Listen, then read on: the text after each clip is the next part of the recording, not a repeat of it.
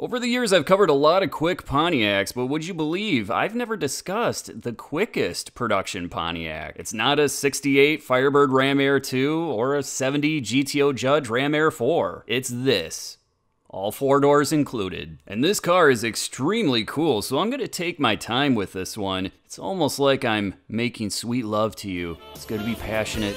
It's gonna be intense, and by the end you're gonna be moderately disappointed, but at least I had a good time. 2009 and a half Pontiac G8 GXP. Introduced in 2008, the G8 was actually produced by Holden, so thank you, Australian friends. You look after your mates, and your mates will always look after you. Specifically, it was a Holden Commodore, and then it was exported to the land of hot dogs and rebadged as a Pontiac G8. As you can imagine, in the United States in 2008, there really wasn't a big need for rear-drive sedans, especially those that had a V8. And by 2009, the writing was on the wall. Pontiac knew that their brand was getting pulled, and they had already become a shell of their former performance-oriented self.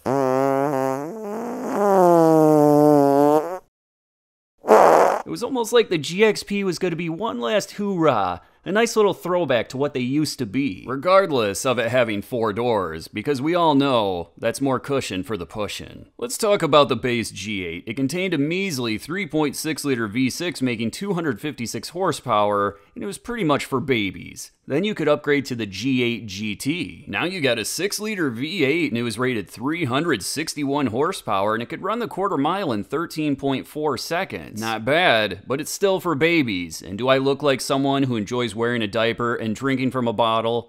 Yes, but I still want the quickest car possible. So then in 2008 at the New York Auto Show, Pontiac showed off the prototype G8 GXP. It had a 6.2-liter and it was rated 402 horsepower. Interestingly, when it was released to the public the following year, it was actually making more horsepower.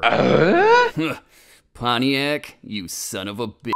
You did it again. It still had a 6.2-liter, specifically an LS3, and for those of you old-timers that are throwing a little toddler tantrum about the metric system, that's 376 cubic inches. That beast had a compression ratio of 10.7 to 1, and it was rated 415 horsepower and 415 pound-feet of torque. However, the same engine in the Corvette was rated 430 horsepower, so the question would be, did Pontiac actually detune that engine for the GXP? Or did they simply say that it's making less horsepower, so the bosses at GM would be happy? Because Corvette has to be most powerful car, Corvette best ever. You are one pathetic loser. Of course you could get an automatic transmission, but this one features the absolutely fantastic 6-speed manual, and it's a Tremec TR6060. It's awesome. Though it does have the hated first to fourth skip shift system, which blocks out second and third in low load driving in an effort to save fuel. But I'll never drive this car with a low load. I'm gonna give it a big load every single time. Pontiac knew when they compared the performance of this car to the Corvette or even the Camaro, they were going to be at a major disadvantage because of its weight. So they were a little sneaky with their rear gears. For comparison's sake, a Corvette with the same configuration, an LS3 V8 and a manual transmission, that would receive 342 rear gears. A Camaro with those options, 345 rear gears. This Pontiac? Oh, well, those engineers snuck in a set of 370 gears, and they were also shot peened and phosphate coated for added strength.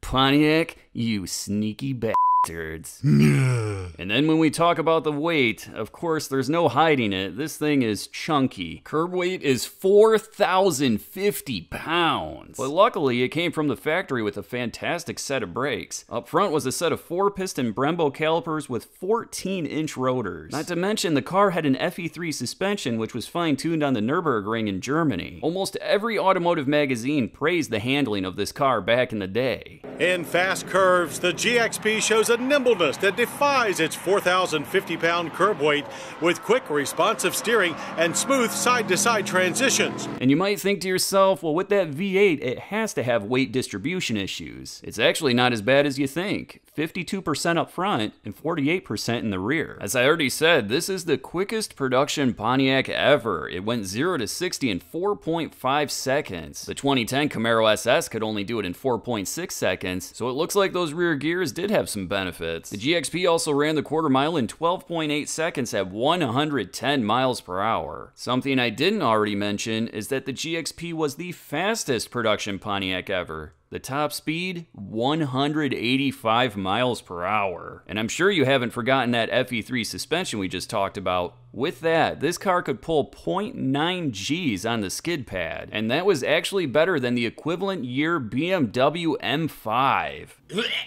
Now, all that performance came at a price that was rather steep. The G8 GXP with the 6-speed manual transmission started out at $41,500. The automatic was slightly cheaper, knock off about $500. If you adjust for inflation, today that would be just over $57,000. As you can imagine, with a price tag like that, this car was quite rare. It is only one of 108 black manual transmission equipped G8 GXPs produced. Let's see what this thing will run on the drag strip.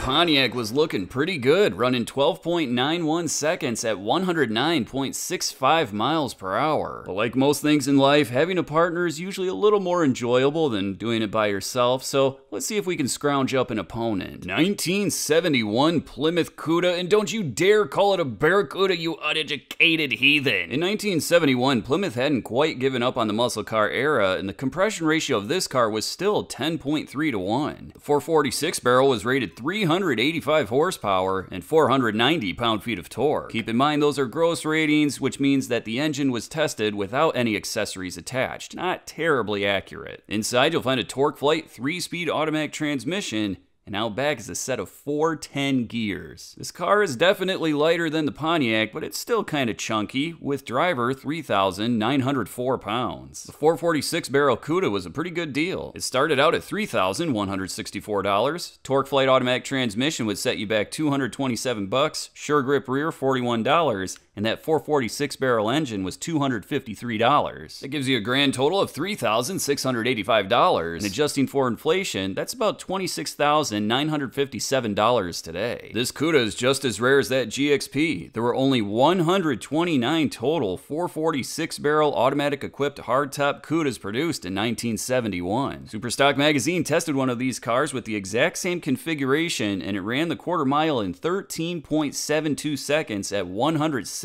miles per hour. Let's see what it'll do today against that Pontiac.